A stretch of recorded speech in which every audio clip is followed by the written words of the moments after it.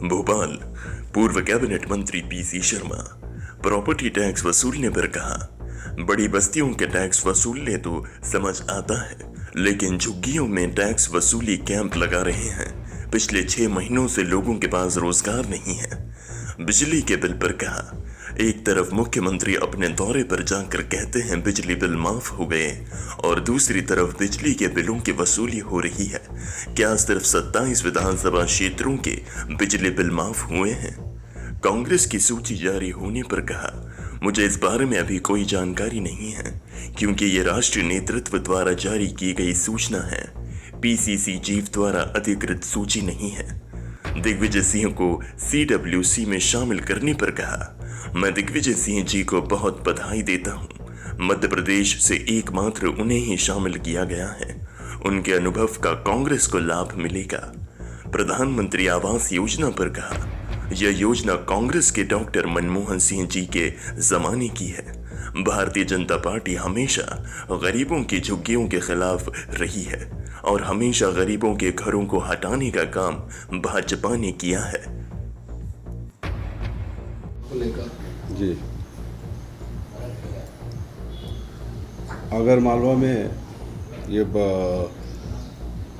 पूर्व विधायक जी की देहांत की वजह से चुनाव हो रहा है और पहले से ही कांग्रेस की वहाँ बहुत बड़ी तैयारी है और धर्मस्थ से मंत्री होने के नाते वहाँ का जो एक बहुत बड़ा शिव मंदिर है उसमें 5 करोड़ रुपए हमने दिए थे और भी वहाँ पर बहुत से ऐसे दिए थे और बहुत काम कमलनाथ जी की सरकार में वहाँ पर हुए हैं और आज उनकी बहुत बड़ी सभा होगी और निश्चित तौर पर वानखेड़े जी हमारे NSY के अध्यक्ष हैं, वो ये चुनाव जीतेंगे और ये शुरुआत है कमलनाथ जी के। वो कल शायद सावेर में और 18 को उनका शो मेगा शो ग्वालियर में होगा।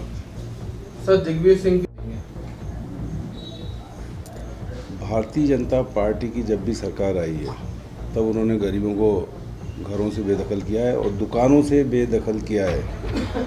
बड़ी योजना भी लेके आए थे कि 10,000 रुपये देने की, लेकिन आज भी भोपाल में हर चौराहे पे कभी भी देख लो आप, गरीबों को वहाँ हटाया जाता है। और जहाँ तक ये भारतीय जनता पार्टी गरीबों के झुग्गियों के हमेशा खिलाफ रही है और ये जो स्कीम आई है प्रधानमंत्री गृह योजना, ये कांग्रेस के डॉक्टर मनमोहन सिंह जी के ज़माने की है, जिसको इन्होंने बहुत लेट किया है।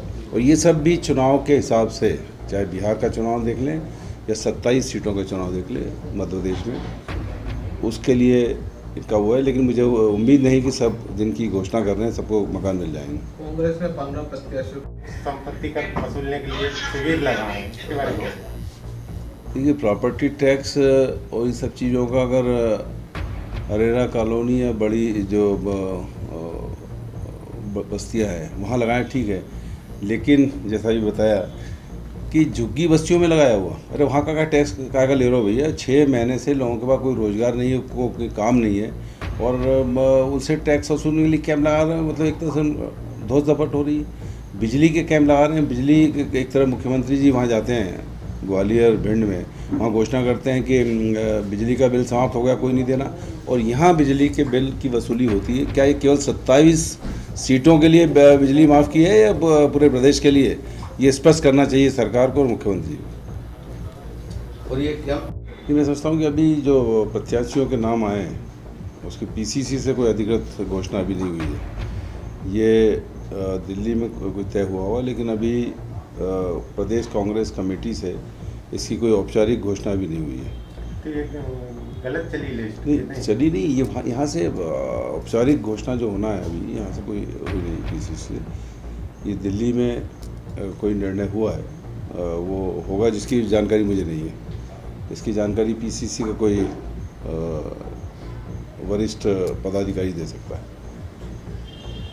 ठीक, पूर्व मुख्यमंत्री और राज्यसभा के सदस्य आदरणीय दिग्विजय सिंह जी को, राजा साहब को, कि एक बार फिर वो CWC के मेंबर बने और शायद मध्य प्रदेश से एकमात्र उनको लिया गया है।